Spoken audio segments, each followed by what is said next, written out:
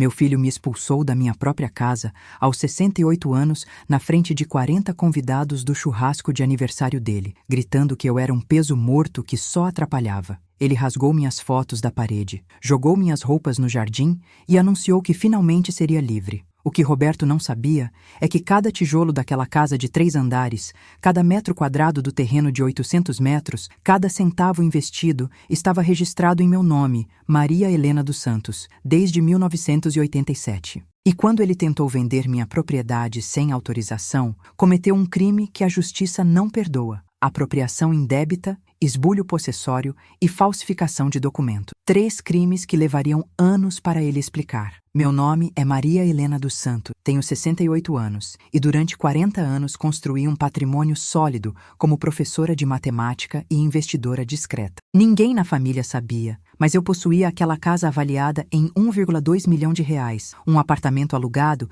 que rendia R$ 3.200 mensais e R$ 340 mil em investimentos. Criei meu filho sozinha, após meu marido falecer quando Roberto tinha apenas 6 anos. Trabalhei em 3 empregos simultaneamente durante anos para dar a ele tudo o que precisava: faculdade particular, carro aos 18 anos, viagem de formatura para a Europa. Nunca cobrei. Nunca joguei na cara. Apenas amei incondicionalmente, como toda mãe faz. Sábado, 14 de outubro de 2023, 15h37. Esse é o momento exato em que minha vida se partiu ao meio. Roberto fazia 35 anos e decidiu comemorar com um churrasco na casa onde morávamos juntos há 3 décadas. Ele insistiu que eu ajudasse nos preparativos. Passei a sexta-feira inteira limpando, temperando carnes, preparando saladas. Minhas mãos doíam da artrite, mas eu queria que tudo ficasse perfeito para meu filho. O cheiro de alho e limão impregnava minha pele. Acordei às 5 da manhã daquele sábado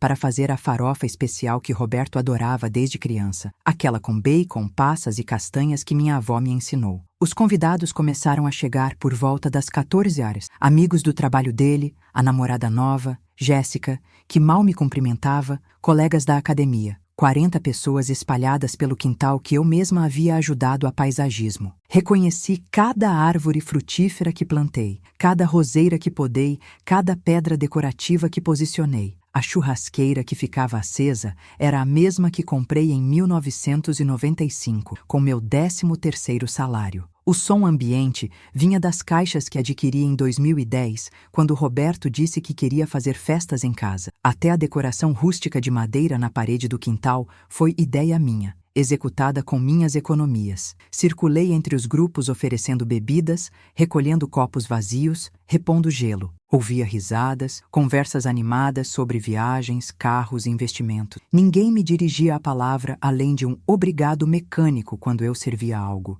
Me senti invisível na minha própria casa. Uma senhora idosa, servindo estranhos que ocupavam cada canto do meu quintal. Jéssica, a namorada de Roberto, tinha 26 anos e me olhava com aquela superioridade típica de quem acha que beleza e juventude são patrimônios eternos. Ela comentou alto, para que todos ouvissem: "Rô, quando você vai arrumar um canto para sua mãe? Ela fica o tempo todo circulando aqui, parece uma empregada." Fingi que não ouvi. Voltei para a cozinha. Minhas mãos tremiam enquanto eu lavava a louça. "Respira, Maria Helena. Respira. Ele é seu filho. Está apenas sob influência dessa moça. Isso passa." Quantas vezes pensei isso? Quantas humilhações pequenas eu já havia engolido nos últimos 6 meses, desde que Jéssica entrou na vida dele? As ironias sobre minha idade, minha roupa, meu jeito antiquado de falar, os olhares de desprezo quando eu sugeria algo, o tom de voz cada vez mais ríspido do Roberto quando eu perguntava sobre o dia dele. Então aconteceu. 15h37. Eu tinha acabado de sair da cozinha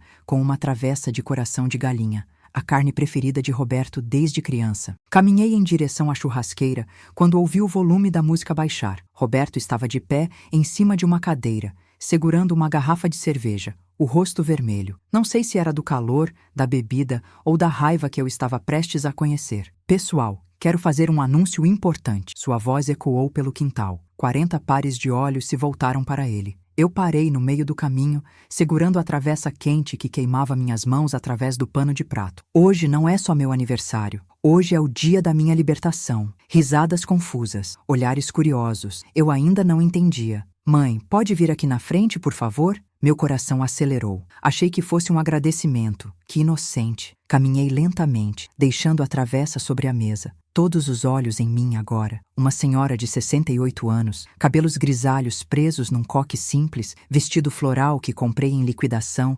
sandálias confortáveis para aguentar horas em pé. Subia na cara das pessoas o julgamento. Pobre velhinha, coitada. Mãe, eu te amo. Sempre vou te amar. Roberto começou com um sorriso que não chegava aos olhos. Mas chegou a hora de você entender uma coisa. Eu cresci, construí minha vida. Tenho 35 anos, um ótimo emprego, uma namorada maravilhosa que em breve será minha esposa. Jéssica sorriu maliciosa ao lado dele. E você se tornou um peso. Silêncio absoluto. Apenas o crepitar do fogo na churrasqueira e o canto distante de um pássaro. Peso. Meu filho me chamou de peso na frente de 40 estranhos. Você não trabalha mais, não contribui financeiramente. Vive de uma aposentadoria mixuruca de R$ 1.800 que mal paga suas próprias despesas. Eu pago tudo nesta casa. Luz, água, internet, comida, tudo. E ainda tenho que aguentar você dando pitaco na minha vida, na minha relação, nas minhas escolhas. Sua voz subia em volume e agressividade. Tô cansado, mãe. Cansado de ser seu provedor. Cansado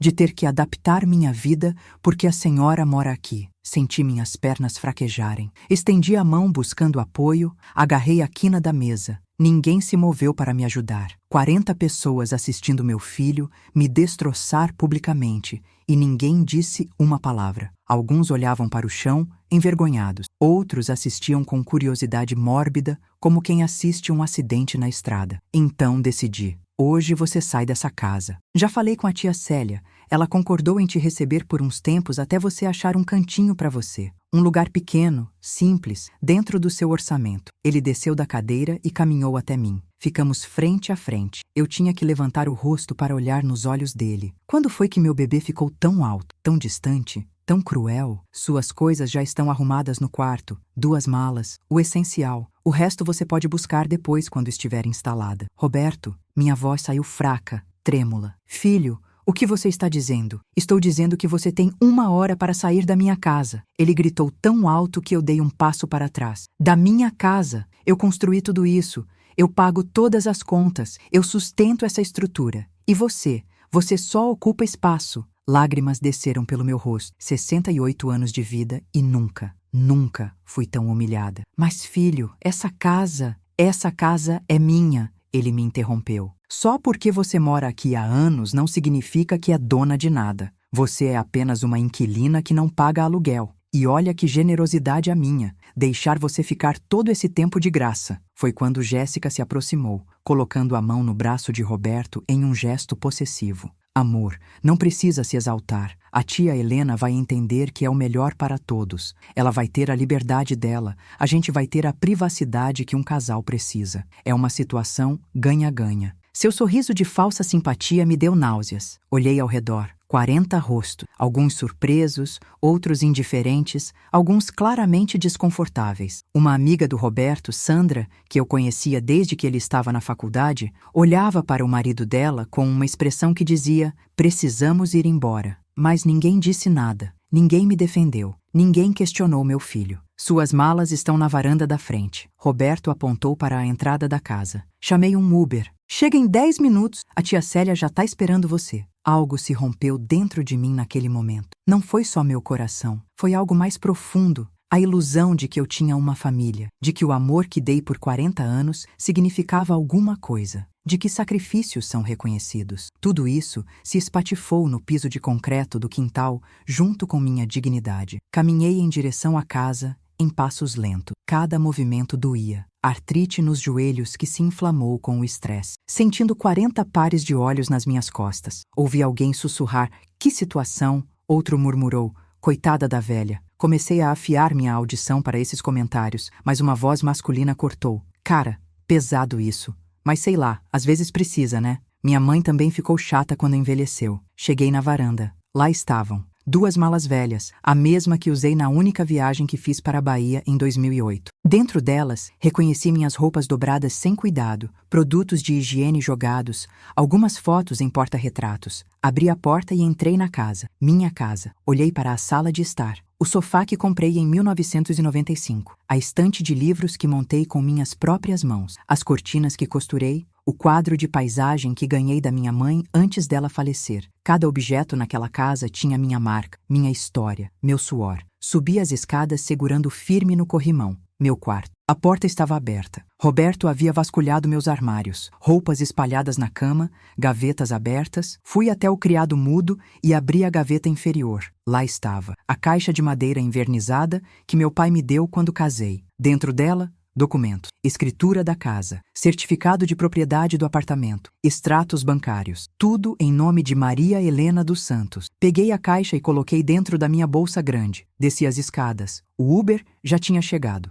Ouvia a buzina lá fora. Peguei as 2 malas e caminhei em direção à porta. Parei no hall de entrada. Olhei para trás uma última vez. A casa que construí, o lar que criei, as memórias de uma vida inteira. Roberto apareceu na porta que dava para o quintal. Já vai tarde, ele disse com frieza. Não respondi. Apenas olhei nos olhos dele e pensei: você não sabe o que acabou de fazer, meu filho. Você não tem ideia. Entrei no Uber. O motorista, um senhor de uns 50 anos, notou minhas lágrimas. A senhora tá bem? Apenas balancei a cabeça que não. Ele não insistiu. Fomos em silêncio até a casa de Célia, minha irmã mais nova, que morava a 20 minutos dali. Já conhece alguém que foi expulso da própria casa por quem deveria proteger? Já sentiu a dor de ser descartado por quem você criou? Se você já passou por uma traição familiar, deixe um comentário aqui embaixo compartilhando sua história. Você não está sozinho. E se ainda não se inscreveu no canal, se inscreve agora e ativa o sininho, porque histórias como a minha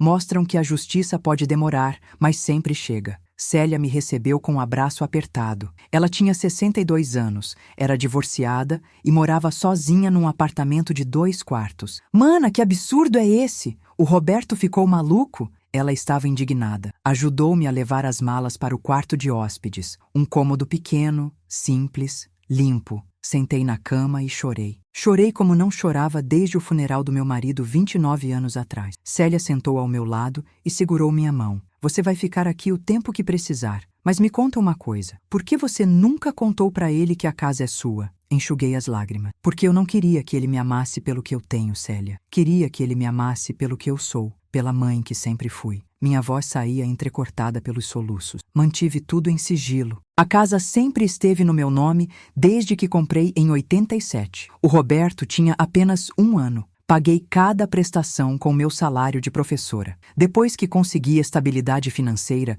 investi em um apartamento que aluguei. Fiz aplicações. Construí um patrimônio discretamente. Nunca ostentei. Nunca comentei. Achei que assim ele me valorizaria por quem eu sou, não pelo que eu tenho. Célia balançou a cabeça. E agora? O que você vai fazer? Olhei pela janela. O sol estava se pondo, tingindo o céu de laranja e rosa. Agora vou mostrar para o meu filho o que acontece quando você expulsa a dona da própria casa. Vou deixar ele afundar um pouco mais, deixar a arrogância dele crescer. E quando ele achar que finalmente conseguiu tudo o que queria, sorri pela primeira vez em horas, um sorriso sem alegria. Vou puxar o tapete. Passei o domingo na casa de Célia recuperando forças. Não dormi bem. Cada vez que fechava os olhos, via o rosto do Roberto gritando que eu era um peso. Ouvia os 40 convidados em silêncio, testemunhando minha humilhação. Sentia a mão de Jéssica possessiva no braço do meu filho. Segunda-feira de manhã, acordei com uma decisão clara. Liguei para meu advogado. Dr. Paulo Mendes era meu advogado há 15 anos. Ele cuidou da documentação quando comprei o apartamento, revisou contratos de aluguel,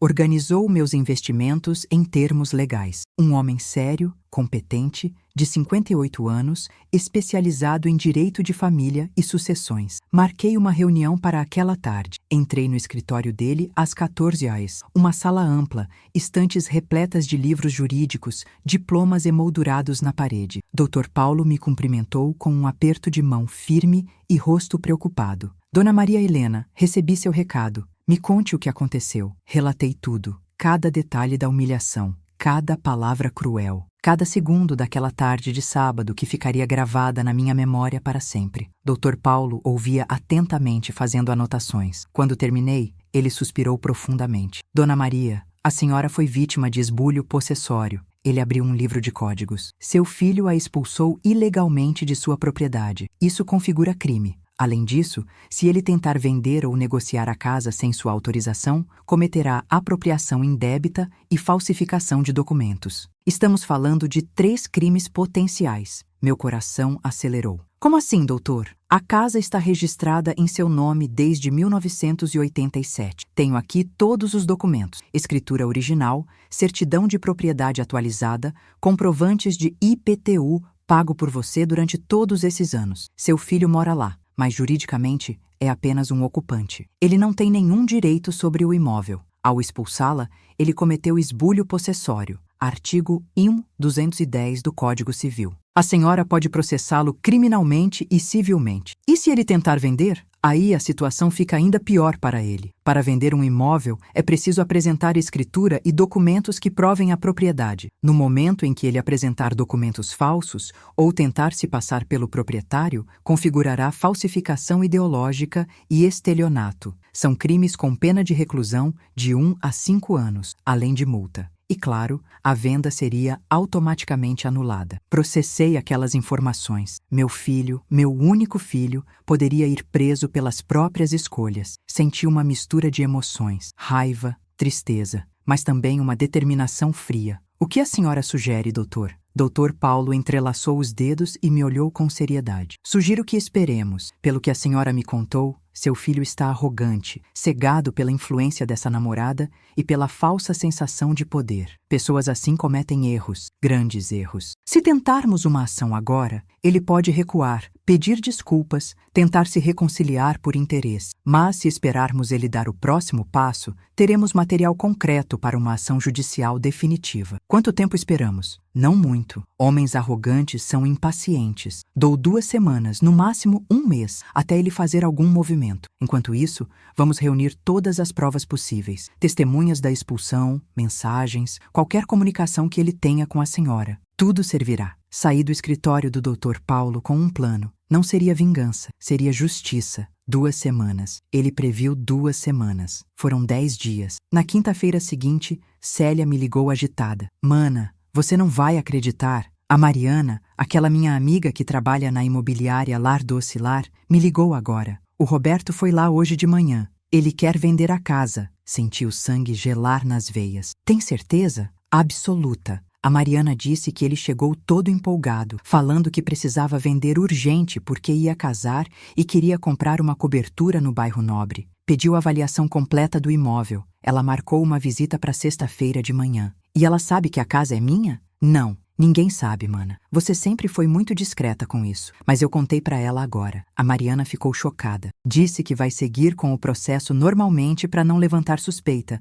mas vai me manter informada de cada passo. Liguei imediatamente para Dr. Paulo. Contei tudo. Ele sorriu do outro lado da linha. Perfeito. Agora é só deixar ele se enforcar sozinho. Dona Maria, preciso que a senhora mantenha a calma e não entre em contato com ele. Nenhum telefonema, nenhuma mensagem. Deixe-o acreditar que conseguiu. A arrogância dele será nossa melhor aliada. A semana seguinte foi uma tortura de ansiedade misturada com determinação. Célia me mantinha atualizada de cada movimento através de Mariana. Roberto visitou a casa com o corretor na sexta-feira. Pediu avaliação urgente. O imóvel foi avaliado em 1,2 milhão de reais. Ele exigiu que a venda fosse rápida. Ofereceu desconto para quem fechasse negócio em até 30 dias. No sábado, 1 semana após minha expulsão, Roberto fez uma publicação no Facebook que Célia me mostrou. Era uma foto dele e Jéssica abraçados na varanda da casa com a legenda: "Novos começos exigem decisões difíceis. Às vezes, é preciso se libertar do passado para construir o futuro. Casa à venda.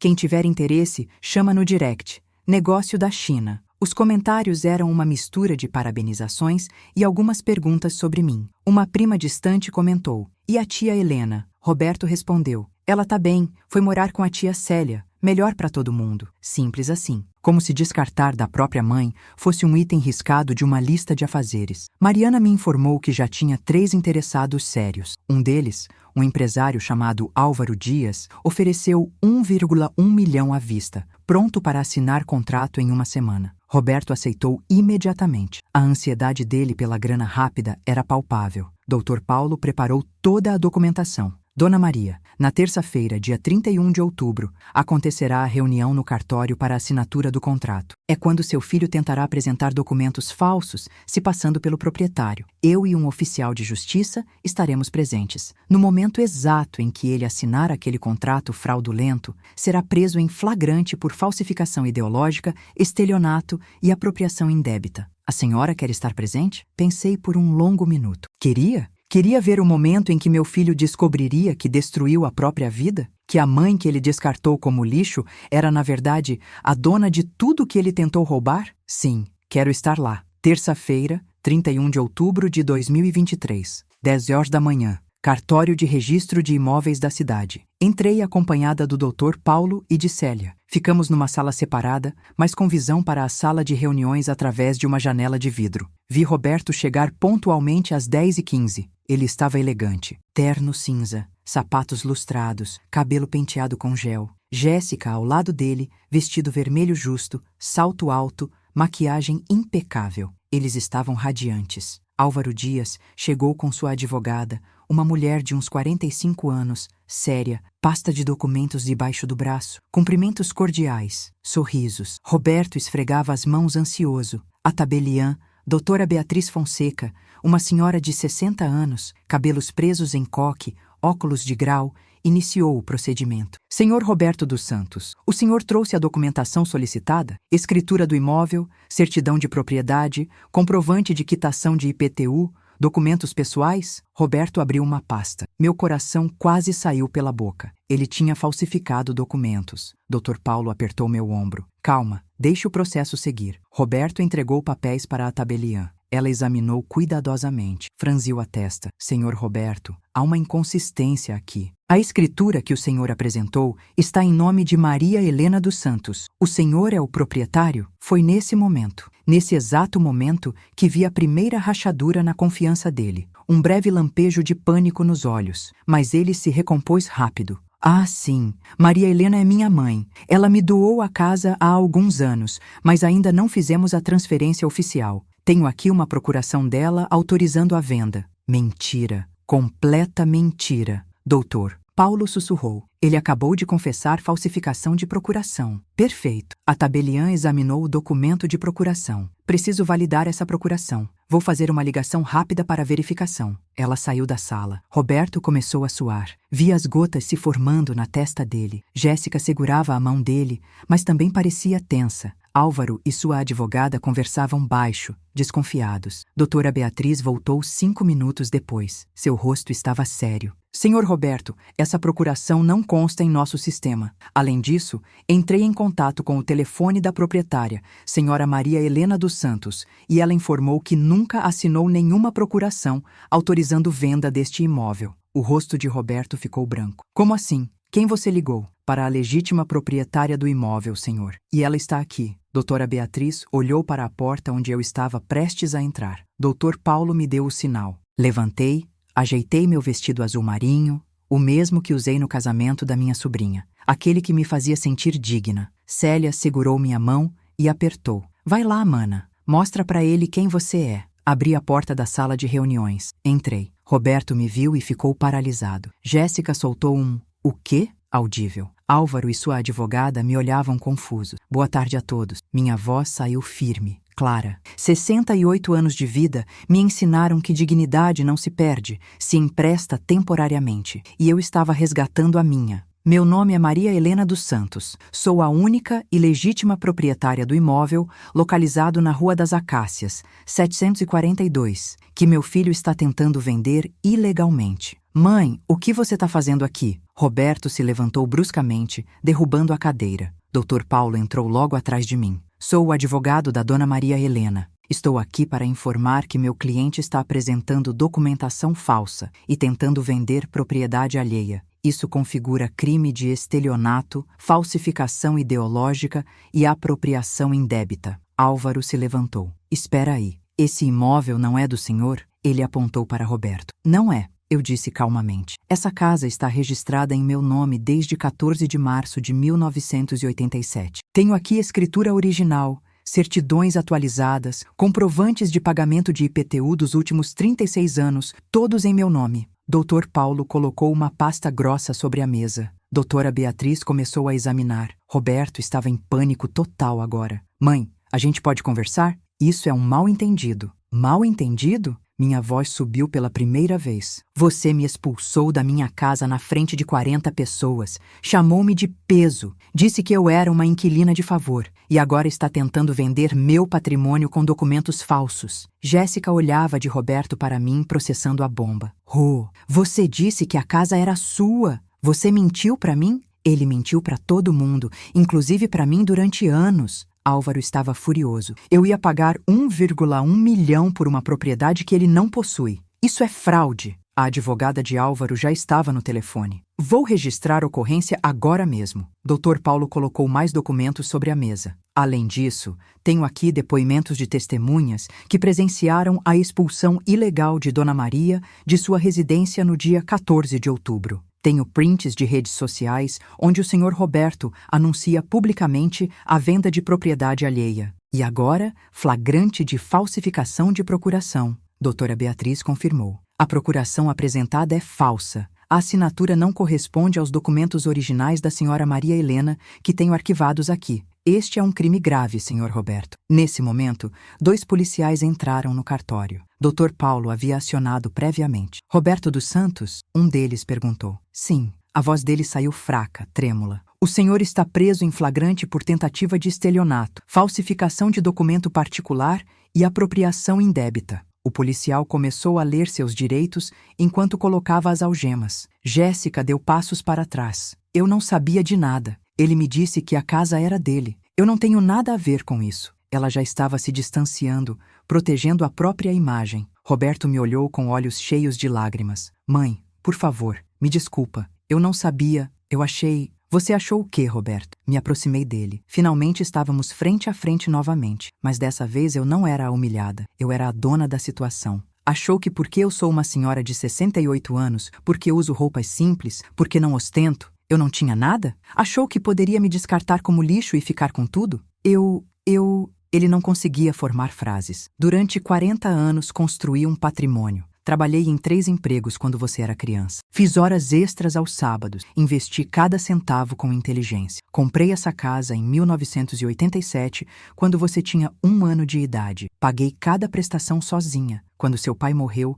todos acharam que eu ia perder tudo. Mas eu lutei, economizei, investi e criei você com dignidade, dando o melhor que podia. As algemas brilhavam nos pulsos dele. Mãe, eu te amo. Amor não expulsa, amor não humilha, amor não rouba. Minha voz quebrou, mas me mantive firme. Você me ensinou uma lição dolorosa, filho. Me ensinou que sangue nem sempre significa família, que criar um filho com amor não garante respeito, mas também me ensinou que eu sou mais forte do que imaginava. Os policiais começaram a conduzi-lo para fora. Jéssica já tinha desaparecido. Provavelmente chamou um Uber e fugiu da situação. Álvaro e sua advogada conversavam com Dr. Paulo sobre como proceder. Doutora Beatriz me olhava com uma mistura de respeito e pena. Dona Maria Helena. Ela se aproximou. Sinto muito por tudo que a senhora passou. Seus documentos estão todos em ordem. O imóvel está 100% em seu nome, sem nenhuma pendência. O que a senhora deseja fazer agora? Olhei pela janela do cartório. Lá fora, Roberto estava sendo colocado na viatura policial. Meu único filho.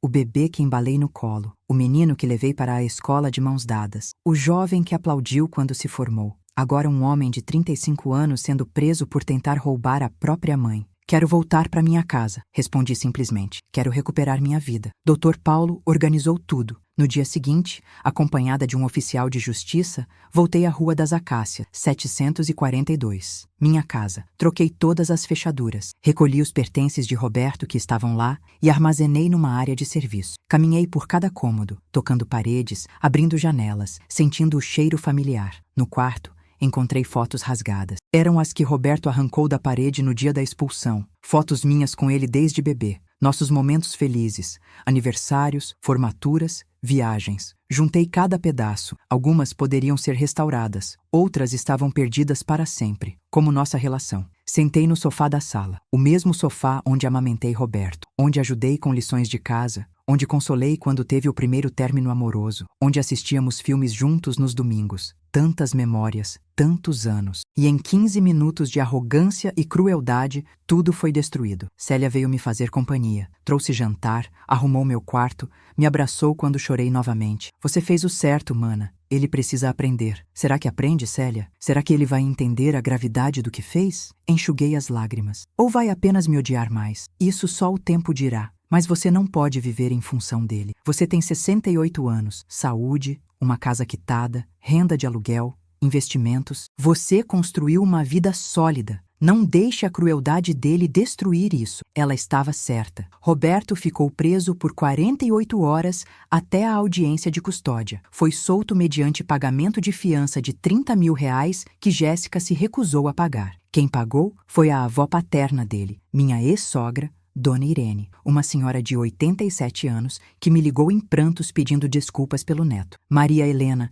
eu não criei ele assim. Juro que não. Ela chorava do outro lado da linha. O que ele fez com você é imperdoável, mas ele é meu neto. Não posso deixá-lo preso. Eu entendo, Dona Irene. A senhora sempre foi boa para mim. Faça o que seu coração mandar. Roberto saiu da prisão no dia 3 de novembro, uma sexta-feira. Ele me ligou no sábado de manhã. Atendi depois de 6 toques, meu coração acelerado. Mãe, sua voz estava arrastada, cansada. Posso falar com você? Pode. Ele engasgou. Eu estraguei tudo, né? Perdi você. Perdi a Jéssica. Ela me bloqueou em tudo. Perdi meu emprego. Eles me demitiram quando souberam da prisão. Tô respondendo 3 processos criminais. Vou ter ficha criminal. E você era dona de tudo esse tempo e eu nunca soube. Porque eu nunca quis que você me amasse pelo dinheiro, Roberto. Queria seu amor genuíno, seu respeito, sua gratidão não por obrigação, mas por escolha. E eu joguei tudo fora. Silêncio pesado. Mãe, você pode me perdoar? Olhei pela janela. Um casal de idosos caminhava de mãos dadas na calçada. Uma criança andava de bicicleta. A vida seguia. O mundo continuava girando independente da nossa dor. Roberto, perdão não é apagar o que aconteceu. Eu fui humilhada publicamente, expulsa da minha casa, roubada pelo meu próprio filho. Isso não se apaga, eu sei. Mas você pode me dar uma chance? Deixar eu provar que aprendi? Vou fazer um trato com você. Minha voz saiu firme. Você vai cumprir as consequências legais dos seus atos. Vai fazer terapia obrigatória. Vai trabalhar, mesmo que seja em subemprego, e vai reconstruir sua vida do zero sem minha ajuda financeira. Se em 1 ano você me provar que realmente mudou, que entendeu a gravidade do que fez, que se tornou um homem de caráter, aí podemos conversar sobre reconstruir nossa relação. Mas será no meu tempo, com as minhas condições. E se eu sentir que é manipulação, que você só quer voltar para ter acesso ao meu patrimônio,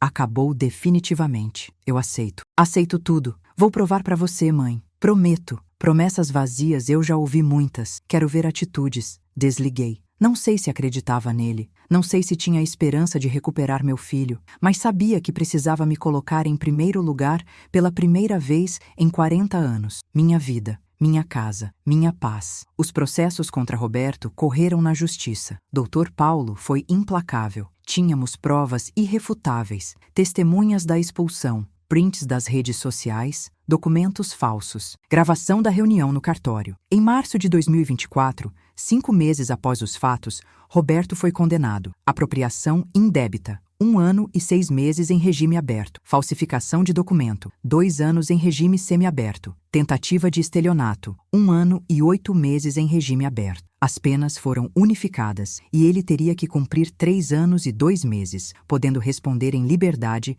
mediante uso de tornozeleira eletrônica, cumprimento de serviços comunitários e apresentação mensal ao juízo. Além disso, foi condenado a me pagar R$ 50.000 de indenização por danos morais. Quando a sentença saiu, Roberto me ligou. Mãe, preciso desse dinheiro da indenização. Não tenho. Tô morando num quarto alugado, trabalhando como entregador de aplicativo. Não consigo juntar R$ 50.000. Então trabalhe mais, economize. Aprenda o valor do dinheiro. Aprenda o que é construir algo do zero. Foi o que eu fiz a vida inteira. Mas mãe, não tem mais Roberto. Você me deve esses R$ 50.000. A justiça decidiu. E se você não pagar, posso executar a dívida e penhorar seus bens. Ah, espera. Você não tem bens, porque tudo que você achava que tinha era meu. Foi duro, foi frio, mas foi necessário. Durante meses, Roberto trabalhou feito condenado, ironicamente sendo um. Fazia entregas das 8 horas às 23 horas. Economizava cada centavo. Dormia num quarto de pensão que custava R$ 600 mensais. Comia basicamente arroz, feijão e ovo. A vida que milhões de brasileiros vivem e que ele nunca imaginou para si. Célia me atualizava quando encontrava com ele ocasionalmente. Mana, o Roberto tá diferente. Mais magro, mais sério. Parece que caiu a ficha. Ou tá representando bem. Eu respondia, meu coração dilacerado entre amor de mãe e necessidade de justiça. Em julho de 2024, 9 meses após a condenação, Roberto depositou R$ 10.000 na minha conta. Um início de pagamento da indenização. Junto veio uma mensagem. Mãe, é tudo o que consegui juntar até agora. Vou continuar pagando. Também comecei terapia com uma psicóloga do posto de saúde. Tô aprendendo muita coisa sobre mim que eu não queria ver. Queria marcar um café com você, sem pressão, só pra gente conversar. Você escolhe o lugar e a hora. Eu me ajusto. Te amo, mesmo sabendo que esse amor foi deturpado pela minha arrogância e egoísmo. Seu filho que tá aprendendo a ser homem aos 36 anos. Olhei para aquela mensagem por dias. R$ 10.000, 9 meses de trabalho duro, início de pagamento, terapia, pedido humilde, reconhecimento dos erros. Seria genuíno ou manipulação sofisticada? Célia me aconselhou. Mana, dá uma chance. Um café não custa nada. Você observa, sente, decide. Marquei. Café próximo à Praça Central. Domingo, 15 horas. Território neutro. Cheguei 5 minutos adiantada. Roberto já estava lá, 10 minutos antes. Isso me surpreendeu. Ele estava diferente, mais magro, como Célia disse, barba por fazer. Roupas simples, limpas, mas desgastada. Olheiras profundas, mas algo nos olhos dele era diferente. Humildade, aquela arrogância prepotente tinha sumido. Levantou quando me viu, não tentou me abraçar, apenas puxou a cadeira para eu sentar. Gesto simples que ele nunca fez antes. Oi, mãe, obrigado por vir. Oi, Roberto. Pedimos café. Ficamos em silêncio por alguns minutos. Um silêncio desconfortável, mas necessário. Ele olhava para a xícara, juntando coragem. Mãe, eu sei que desculpa não conserta o que eu fiz. Sei que não apaga a humilhação, a dor, a traição, mas preciso falar. Ele me olhou nos olhos. Passei os últimos 9 meses quebrando, literalmente quebrando por dentro. Trabalho 15 horas por dia entregando comida para pessoas que às vezes nem olham na minha cara. Durmo num quarto pequeno, dividindo o banheiro com outros 3 locatários, como comida simples. E sabe o que percebi? Que eu tive tudo isso a vida inteira e chamei você de peso. Você, que trabalhou em 3 empregos para me dar conforto. Você, que investiu seu suor para construir patrimônio enquanto me dava a melhor vida possível. E eu, arrogante, influenciado por uma mulher que me largou na primeira dificuldade, te expulsei da sua casa. Lágrimas escorriam pelo rosto dele. Eu fui um monstro, mãe. Um filho monstruoso. E a terapia tá me fazendo encarar isso. Tá doendo muito, mas é necessário. Porque se eu não mudar de verdade, por dentro, vou morrer sendo esse ser desprezível. Senti minhas próprias lágrimas. Roberto, por que você nunca me valorizou antes? Por que precisou me perder para perceber meu valor? Porque eu achei que você era obrigada. Obrigada a me amar,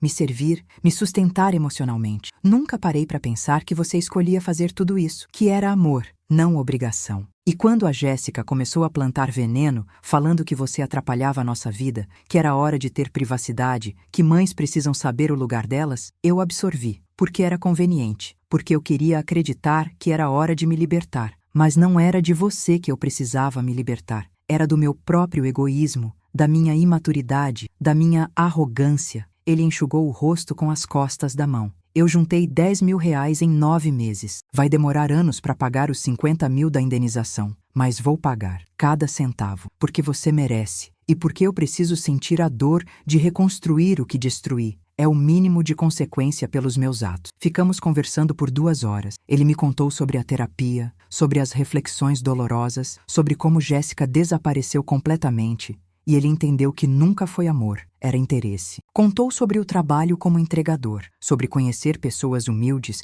que o tratavam com mais dignidade do que ele tratou a própria mãe, sobre as noites em que chorava sozinho no quarto apertado da pensão. Não perdoei naquele dia, mas vi algo que não vi antes: arrependimento, genuíno. Não era o arrependimento de quem foi pego, era o arrependimento de quem entendeu o erro, sentiu a gravidade e estava disposto a mudar, mesmo que a mãe nunca mais o aceitasse de volta. Saímos do café. Ele me acompanhou até o ponto de ônibus. Antes de eu subir, ele falou: "Mãe, independente do que acontecer entre a gente, quero que saiba uma coisa. Você me ensinou a maior lição da minha vida. Me ensinou que dignidade não está em quanto você tem, mas em quem você é. Que força não é gritar, é reconstruir em silêncio. Que justiça às vezes demora, mas chega. E que amor de mãe é a coisa mais preciosa que existe, mesmo quando o filho não merece. Obrigado por não desistir de me ensinar, mesmo quando eu não queria aprender." Subi no ônibus com o coração dividido. Amor e dor,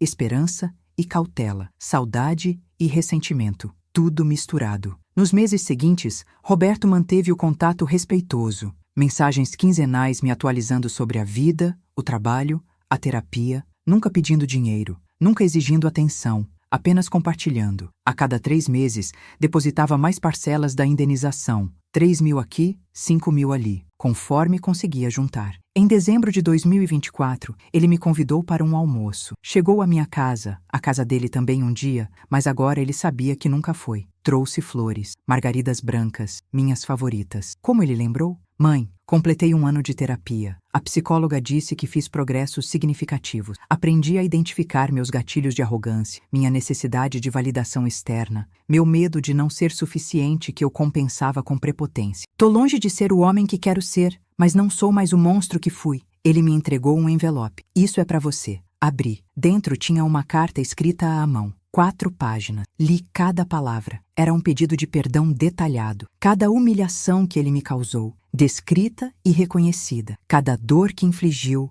validada. Cada consequência que eu sofri, assumida. E no final, não espero seu perdão. Sei que não mereço. Mas queria que você soubesse que sou eternamente grato por você ter me amado, mesmo quando eu não merecia, por ter me ensinado através da dor, por não ter desistido de mim, mesmo quando desisti de você. Se você me der a honra de reconstruir nossa relação, será o maior presente da minha vida. Se você decidir que o que fiz é imperdoável, vou respeitar e continuar te amando de longe. Seu filho que finalmente está crescendo, Roberto. Enxuguei as lágrimas que caíam livremente agora. Roberto, perdão não significa esquecer. As cicatrizes ficam. A dor não desaparece completamente. Eu sei, mas... Respirei fundo. Mas significa decidir não deixar o ódio consumir. Significa reconhecer que pessoas podem mudar, que filhos podem aprender, que amor, o verdadeiro amor, é mais forte que traição. Me levantei e abri os braços. Vem aqui. Ele me abraçou e desabou. Chorou como não chorava desde criança. Senti seu corpo tremendo. Desculpa, mãe. Desculpa. Desculpa. Desculpa. Eu te perdoo, filho. Mas perdão vem com condições. Você continua pagando a indenização.